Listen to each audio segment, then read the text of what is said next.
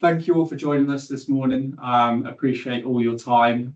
So this is the initial supplier engagement webinar for the new iteration of the ComIT4 ICT Solutions HTE framework. Really appreciate the engagement that you've had with us so far via Jagger and via our case system. And this is really just to kickstart the future pre-market engagement as we work towards the refresh next year. Just to overview the agenda that we'll be going through today. So we'll introduce you to the team and also HTE in general for people that aren't potentially familiar with Health Trust Europe.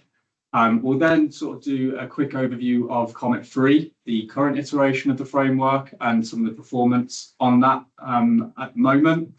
We'll then touch on ComIT4 and some of the key aims and vision and the potential structure around that.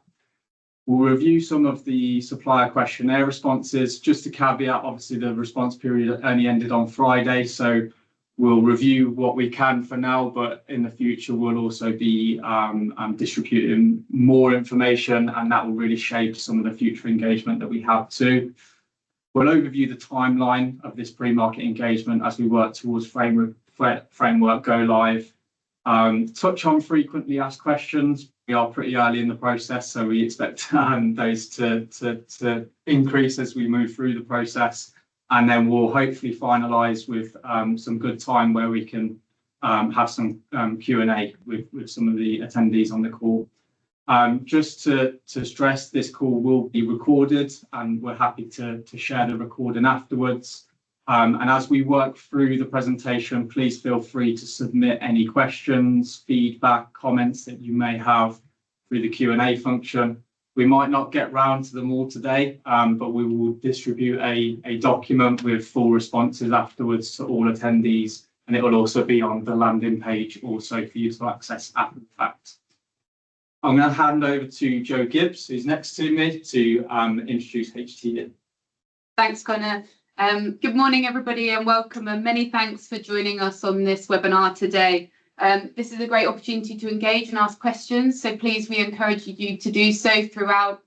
Pop notes in the chat and we'll endeavour to answer those. So I'm Jo Gibbs, I'm VP for Sales and Marketing here at Health Trust Europe, and I'm just going to take a few moments to give an overview of Health Trust Europe and a little bit more details about our position as this organisation. So you can see we're in a unique position where we join our customers and our suppliers, and we really collaborate in delivering both value and performance as a trusted procurement partner.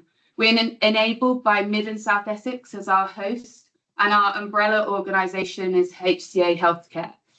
If you move to the next slide, Connor. Thank you. We were founded in 2011, and we operate across both the public and the private sectors. And we're really fortunate to serve over 1,000 customers in the UK public sector. We also have a private arm to our business, which is ProTrust Global, and we have over 400 international customers, which we work to really drive efficiency and drive opportunities for strategic sourcing and scaled solutions to drive efficiency and capacity. We have a high annual spend going through us, so over 2.5 billion of annual spend going through us. And we're really focused on delivering both efficiency and capacity for you. We serve a real broad range of public sector contracts, from direct award to mini competition, and across the public sector, from healthcare, government, both central and local, emergency services, education, housing associations, charities and defence. We really are aiming to be that preferred public sector procurement organisation of choice, and we're trusted by over 1,000 organisations who rely on our services to support their performance their procurement teams. We've got a real strong reputation for delivering effective, cost-efficient, unparalleled levels of service and support, which sets us apart from other organisations of similar stature. And in terms of how to access, we're a free to access organisation. We have a whole portfolio of frameworks across both the public and the private sector, as I've mentioned. And we're really here to drive that capacity in your procurement team to really enable and elevate that purchasing power. We also have opportunities to look at not only our frameworks, but other opportunities with Health Trust Europe. So we have bespoke options, which are designed around your specific need, where we can leverage aggregated spend, and we can really guide you and support you in that process. We also have a fully managed system where we really look at adopting that transfer of risk, driving analysis and reporting to give you the different options that you need to be fully supported as a procurement organisation. We can also offer you advisory services as well with either temporary specialist support, increased capacity, and as I said, driving expertise and a high standard of service is really at the heart of what we do. So we can share that knowledge and best practice to give you that enhanced capacity and optimization of your procurement processes. So as I mentioned, our objectives are really to drive you cost savings, to drive speed to value, to really help with intelligence and expertise, have a relevant market portfolio which is competitive, and to give you that opportunity for supply continuity. We really value our objectives, which are partnership, expertise, support and delivery when we're looking at really meeting the needs that you have in the marketplace. So before I close, I'd like to introduce our ICT team. So we haven't got Dan with us today, but the rest of the team are here with me in the room. So Dan Chapman's our sourcing director. We've got Connor Smith, who opened the call, who's our sourcing manager. Sukhjit, who's our sourcing specialist. Natasha Davies, who's our ICT portfolio lead. And then I'm going to hand over now to Rahina, who's going to take you through the ComIT 3.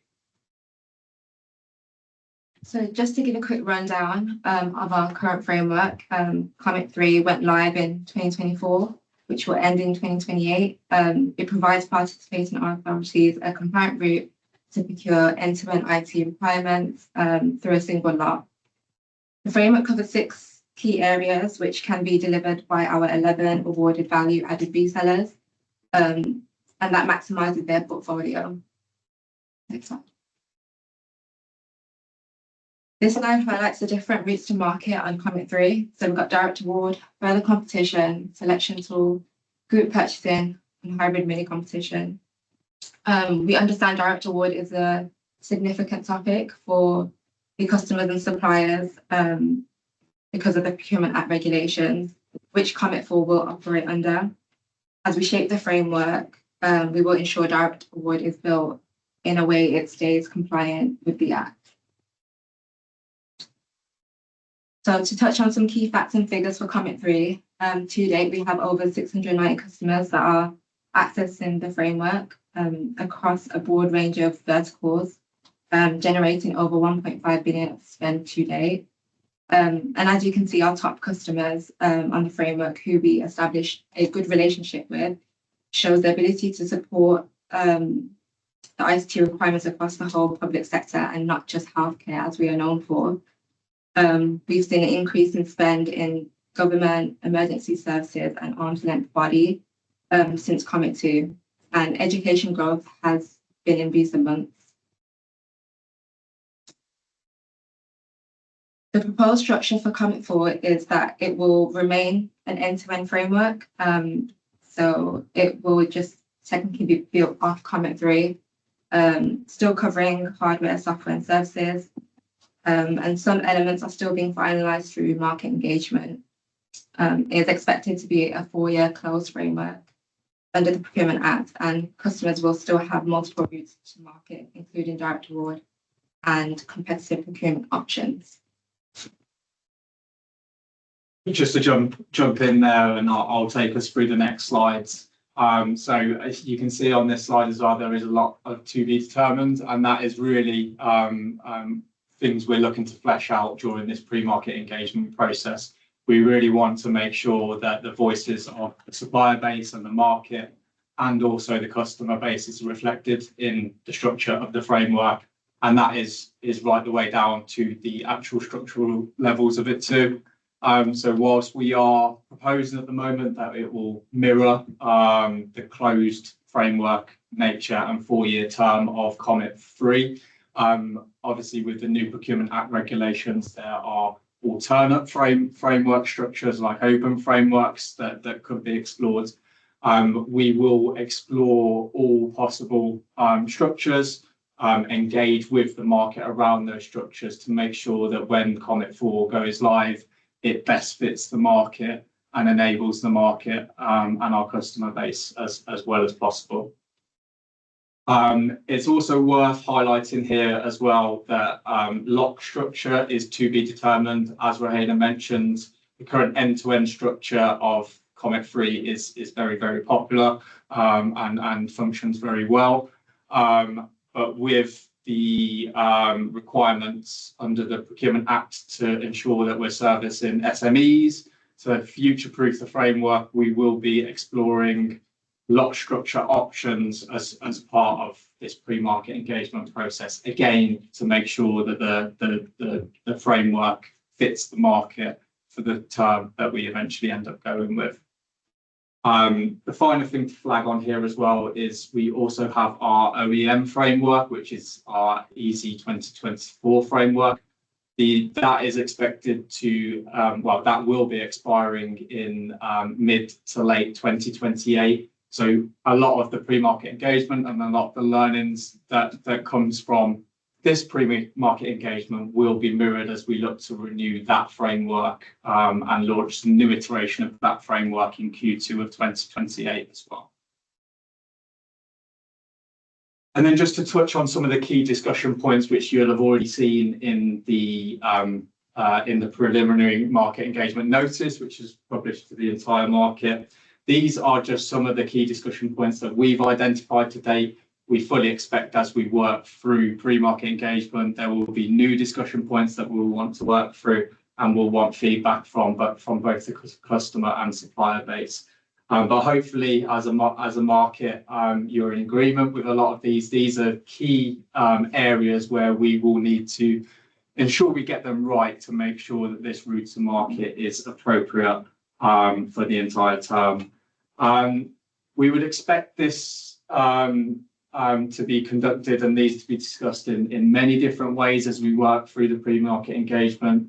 Webinar type structures like this, further feedback questionnaires, one-to-one sessions, workshop sessions. You'll see in the timeline slides later on that we've built in a lot of different touch points where we'll be looking to address all these different elements. As Rahena touched on, we understand that direct award mechanisms is going to be a key discussion point. We would encourage any learnings and feedback from the market on that at the moment. Obviously, we know that there are multiple Procurement Act frameworks that are live at the moment, and we can see in our reporting, which we'll show in a bit, that it is a key discussion point and a key area where you were feeding back that needs to be addressed in ComIT 4 too. We need to ensure that we're giving the public sector access to innovations and also incorporating SMEs and routes to market for SMEs into the framework as we move forward as well as part of the Procurement Act legislation. And another key area that we will focus on is understanding the different commercial elements to be built into the framework. We know that the market will have moved in the 2 years since ComIT 3 went live and will continue to move in the next 2 years until ComIT 4 goes live. With current market challenges, that have been experienced across the market as well. We'll look to take those learnings that we're experiencing on ComIT 3 and build a better, more suitable framework for 2028 in ComIT 4 that will address and mitigate some of those potential issues for both suppliers and customers. So now moving on into the pre-market engagement overview and where we've got to at the moment. So again, just a big thank you for all the engagement we've had to date. We've had a very, very good response rate on our expressions of interest and questionnaires. so far. So we've had a total of 62 responses received. We know it was quite a taxing ask, 36 questions, and a lot of those were text-based as well. But we really wanted to get a sense of what the market and the wider market were thinking before we started focusing on specific areas. So again, a big thank you for that. I thought it was worth also flagging the modern slavery statements receipt as well, which again, we had a very good receipt rate on that, of around half of the responses that we received also provided their modern slavery statements. Just to stress, this is a requirement now, and I will touch on the requirement a little bit later in the FAQ section. So if you have responded or intend to respond, please ensure that you also submit your modern slavery statements as well. So again, I'll touch into some of the reporting that we've done on your responses so far. Just to stress again, obviously the initial deadline was on Friday of last week. So this is hot off the press. We expect to do a lot more work on this and determining the why behind some of the reporting as well. But we wanted to feed back some of the things that you have been saying in the responses that you've given so far. So just starting off with the confidence in bidding for ComIT4. Thankfully, a lot of the responses shown that there was a lot of keenness to respond, but there were some areas that you flagged that you would like to see addressed or think should be addressed to increase your organisation's confidence. As expected, direct awards sits top of that list, and that is again, just to stress something that we will work through with the market and also with our customers to ensure that it is a compliant route that people are comfortable using moving forward. Commercial flexibility, as I've just touched on, will be a key thing that we'll look to address and was echoed in your responses as well. There will be work that will be done on the ComIT3 T's and C's, and they will be updated and relevant for ComIT4 when it goes live. And it's interesting as well that around half the responses, well, over half the responses received were stressing around the lock structure and the clarity behind that on the new framework as well. So it's a really interesting area that we're willing to talk about and discuss. And it'd be really interesting to find out the why and the market feedback on what your thoughts are around potential lock structures in comparison to what we currently have. The final thing that's worth flagging as well is the mini competition route. It's really interesting because we have multiple different ways to further compete under the current ComIT3 framework. So it'd be really good to understand the why and the reasoning why the mini competition route was flagged in over half the responses. Is that the functionality of it? Is it the process of it? Are there new innovative processes that we could look to incorporate in the new framework as well to make that route to market easier, more transparent and drive value?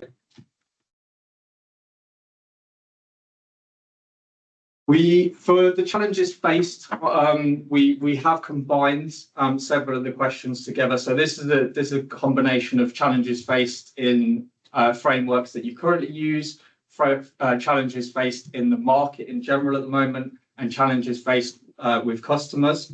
Obviously, as part of the new iteration of the framework, we will look to overcome as many and if possible, all of these challenges for you.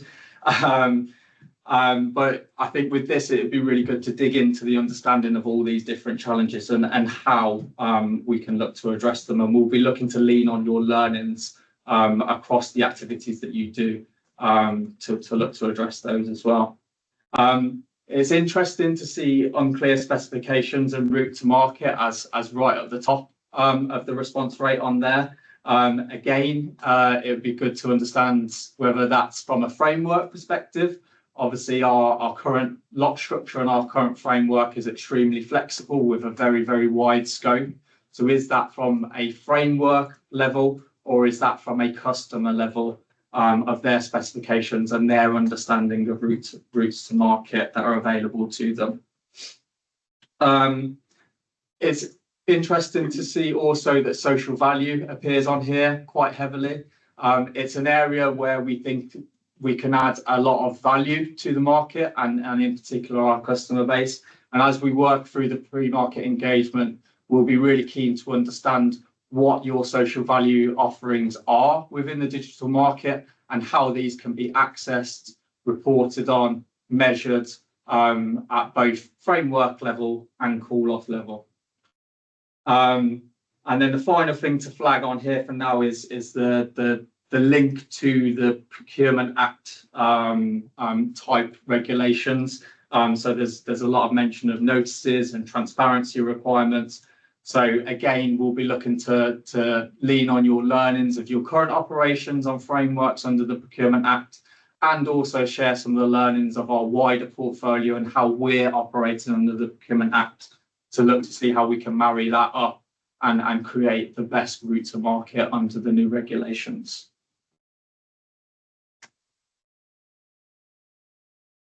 It was really, really great to see in the responses that we received so far, a real wide range of responses, a real wide range of specialties and key focus areas within the market across the suppliers who responded.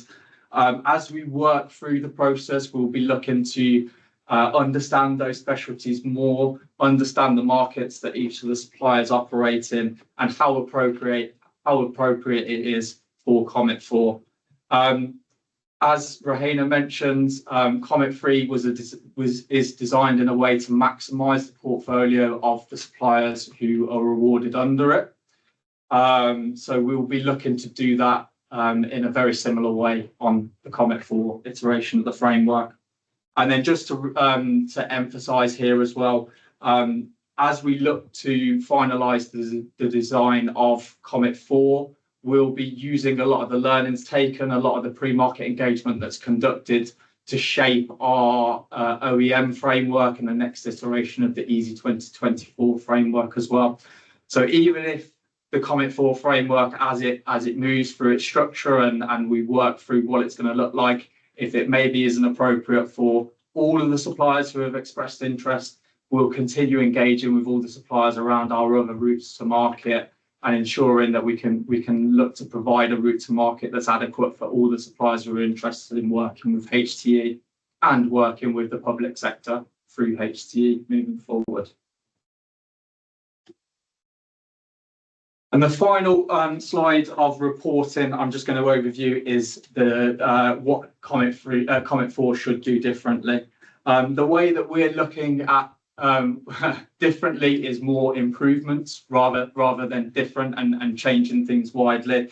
And that can be improvements on the ComIT3 framework. That could be improvements on alternative frameworks within the market. We really want to understand what the current gaps in the market are at the moment. We want to understand what your challenges are, what is potentially blocking your routes to market with the public sector, and how we can address those in ComIT4. That's why we've implemented such a long lead time on this pre-market engagement. And that's why when you see the timeline in a second, you'll see that there's a lot of different touch points with yourselves. We'll be reporting back on those touch points once we've had similar meetings with our customer base too. So you have an idea of the full picture of what we're working through to try and improve the framework and create the most ideal route to market for digital requirements moving forward. Again, it's really interesting to see in the responses that clearly defined and simple lots is one of the key areas that you would like to see done differently. Again, we'll need to dig into that and understand the why behind that. But it's an interesting point that obviously is already in our key discussion points and it's being reiterated by yourselves too. And again, another key area of future-proofing the framework and ensuring SME access is something that is very much in our mindset on this framework and we'll be looking to address, especially if it is a closed framework, as it is currently anticipated to be.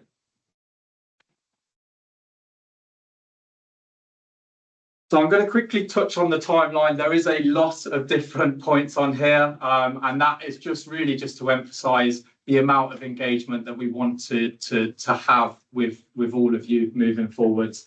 So I'm not going to go through each touch point now, because it'll take a bit of time, but it's really just to stress that we do want to continue engaging over the next 18 months or so before we go live, which is anticipated in September of 2027 at the moment, which gives us around a three-month lag period between ComIT 4 go live and the expiry of ComIT 3, which is in January of 2028.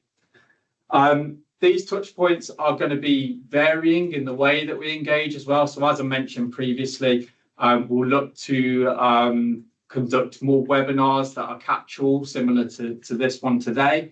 We'll look to set up one-to-one meetings around specific areas of discussion based on the responses that we've received to date.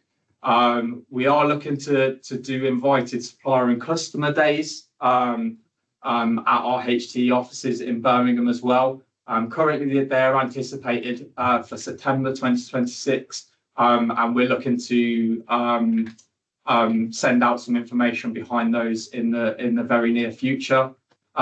It's very likely that we'll be sending out another questionnaire to all suppliers who have engaged at the back end of this year, and we'll use that questionnaire to report more findings back to the market as we look to actually begin putting the documentation together and finalising that documentation. One thing to flag on here, we will be looking to pause engagement during the January to March period in 2027, so that Q1 period. We know that that's a very, very important time for the digital market, and we don't want to take away from some of the BAU and the activities that you'll be doing in that time. Obviously, as a team, we'll still be available, and if you do have any questions at that point, but we are looking to pause at that point to enable you to conduct the activities that you do need to do during those times. The anticipated publish at the moment is the back end of April 2027. That is subject to change, as a lot of these dates are, given that we have to go through a lot of approval processes with Cabinet Office, Treasury, etc. But that is the anticipated publish date at the moment, and our internal timelines are built around publish around then too. Last slide from me, and then hopefully I can get a drink. But I'm going to just touch on FAQs. We were going to go through the FAQs that we've published so far, which can be found on our landing page, but we thought it'd be better and a better time saver to actually answer any questions that you have on the call today and just redirect you to the FAQ page on the landing page. So we will distribute these slides afterwards, so you'll be able to have access. Please don't worry that it says mutiny in the link to the FAQs. That is just the link to the software that we use. It is not phishing. It will take you directly to the FAQ page, and you can access them there. I did mention that I would just quickly touch on the modern slavery requirements. We've had a lot of clarifications during that time period. During the initial engagement period around the modern slavery questions in the questionnaire. So we will, just in that comment, sorry. We will, I promise, put together a guidance document around the modern slavery requirements under this framework, because they are new to the market. They only actually went live in May of this year. It's linked to PPN 009, but the legislative requirement actually comes from the National Health Service, Procurement, Slavery and Human Trafficking, and it has enhanced a lot of the reporting and requirements around modern slavery. So that is why during the pre-market engagement, we are now forced for any frameworks that are deemed high risk to ask questions around modern slavery, but also request your modern slavery statements if you operate in any high risk markets. So like I say, we will share further guidance. That guidance will give an overview of what the requirements are. It will provide you all the relevant links to be able to research the requirements yourselves as well. But we'll give some very clear guides of what's to come as well as part of the tender process, and then future reporting requirements that will be implemented on the framework moving forward as well. So I think that is everything from me. So we're happy to open it up to questions, and I can see there's a fair few that have come in on the chat already. Just to encourage again, please submit any questions that you have at the moment on the Q&A function. We'll try to get around to as many as we can whilst we've got 25 minutes or so now. But what we will do is we'll create a document and we'll respond to every question we receive within that document, and share it with all suppliers, likely next week. Don't want to commit us to it, but it will likely be at some point next week. We'll share that via the Jagger platform, but also we'll share it on the landing page too. We provided the link to the landing page here as well. A lot of the updates that you'll receive, pretty much all the updates will be filtered through that landing page moving forward. Where we can, we will email update suppliers where possible. But we know that that email addresses change, people change in organisations as well. So the landing page is really the main point of contact that you want to be going to for any updates regarding the framework. Again, don't worry about the mutiny in the link. It is a legitimate link, and it will take you straight there. Jagger. The questionnaire and the PQQ in Jagger will still stay live for the next month, and will close in July. So if you haven't responded to date, please, we would encourage you to respond to the questionnaire in Jagger. Once that closes at the end of July, we would encourage any clarifications to come through our ICT Solutions email address, which is on the screen there. The team will respond to you personally, but that will just allow us to monitor it through the system, and distribute it to the right person in the team to get back to you as soon as possible on anything. So I'm going to stop talking there. Hopefully we've had a good amount of questions in the chat at the moment. But Rahina, I'm happy to hand it over to you to read out some of the questions. So we've got one on modern slavery statement. They asked if their submission will get ignored if they do not submit one. No, so the submission is purely an expression of interest at the moment. So your submission will not get ignored. We're going to still use it to shape the reporting and also the discussions and pre-market engagement that we have on the back of this. The requirements, because this is identified as a high-risk market, the requirements at tender stage, and as we launch the framework, there will be some mandatory requirements in there. So if you do not meet those requirements, then you potentially will fail in your tender submission. So at this stage, no.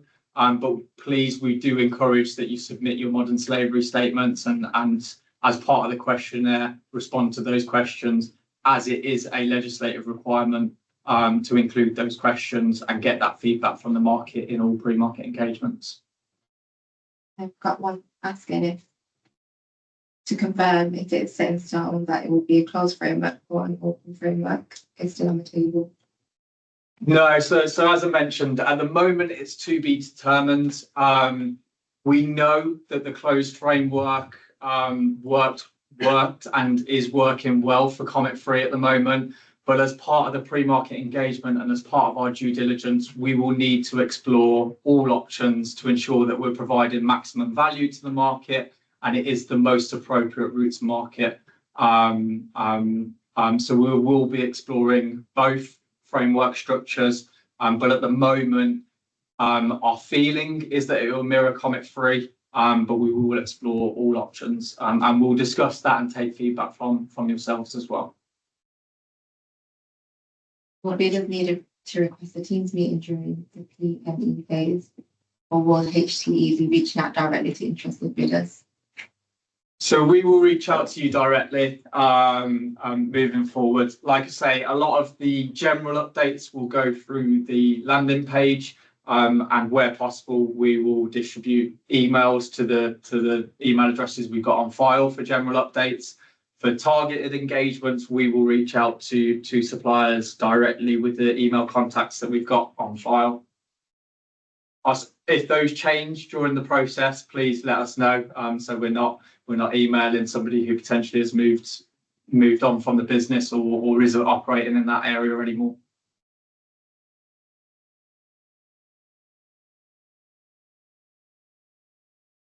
All suppliers need to have mandatory pass-fail vendor accreditation to submit tender application forms. So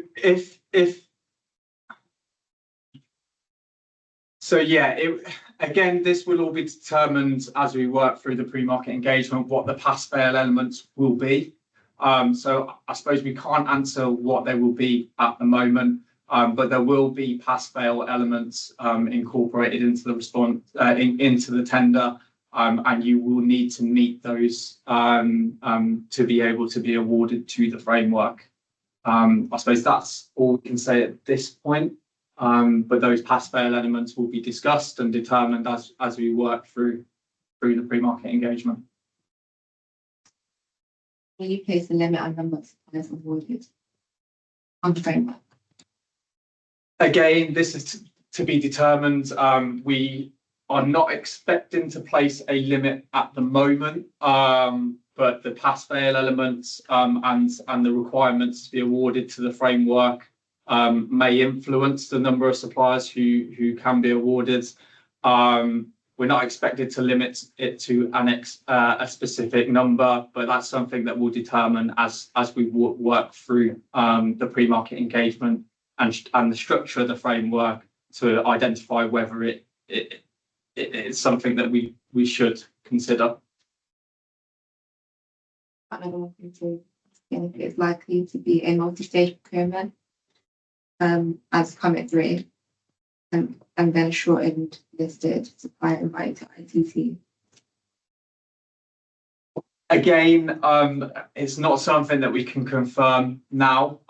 It's likely that will be the case, but we haven't got to the point where we've structured the tender requirements yet to be able to say yes or no.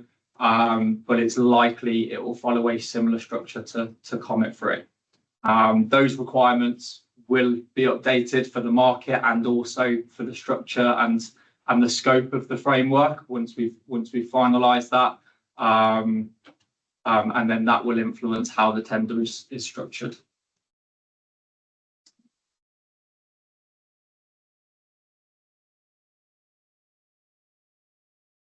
So I think we've got to the end of the questions that we've got at the moment. Please submit any more questions that you've got. Like I say, if there are some that we've potentially missed or come in after the fact, then we will be completing a document that will circulate to all suppliers anyway. So any questions that have been asked or will be asked won't be missed, don't worry. But there will just be a follow-up document that's distributed to all. Another one, will ICT under the framework be advertised on Find a Tender? Yeah, so it'll be advertised through the CDP, which I believe runs through Find a Tender service still at the moment. So it will go through the central digital platform, and then that will distribute notices through Find a Tender service anyway. It will also come through our Jagger platform as well. So we will be able to notify suppliers who have expressed interest, etc., via our Jagger platform. It also allows us to invite suppliers who have expressed interest, etc., as well. So we will do as much as we can to ensure everybody who is interested and the wider market who possibly haven't been involved to date are able to see the tender once it goes live. And will answer then certifications from suppliers who are on the framework be shared with buyers to avoid spending time answering the same question every time ICT is published? Yeah, so certifications and responses will be available via our selection tool as they are at the moment. They're updated as well with new certifications, etc. Every 6 months with the current providers who are on the framework. Where possible and where it's relevant, we can share answers and responses. Sometimes customers will have specific questions where we may need to reach out to the supplier base to get feedback on it, even if it is roughly covered in their initial responses. They might need additional feedback, or they might want additional assurance behind it, and that's where we may reach out to suppliers for that further information. But as a general rule, it is all available within our selection tool, and we will direct customers there as a first point of call. As a second point of call, we'll support them in trying to find that information out to them if it isn't in the selection tool. And as I suppose as a final approach, we'll then reach out to suppliers for that further clarification or further assurance behind anything.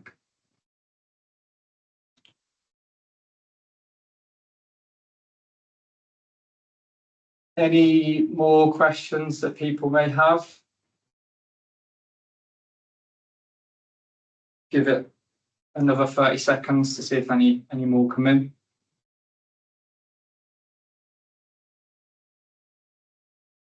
As we wait to see if Share recording today. Yeah. Yeah, so we'll share a recording of today's session afterwards, alongside the clarification document that we put together as well. So as we wait for any more clarifications to come in, I just wanted to reiterate and say again a big thank you for your engagement to date. A big thank you for joining the session this morning. We really appreciate the feedback that you've already given, and we will really appreciate the further feedback and the further engagement that we're going to have over the next 12 months or so. The reason that we want to have so much engagement and take so much feedback on board is that we want to make the best route to market solution for both you as a supplier base, to give you that comfort in that route to market, but also obviously our customer base and to ensure that they get the most value out of this route to market.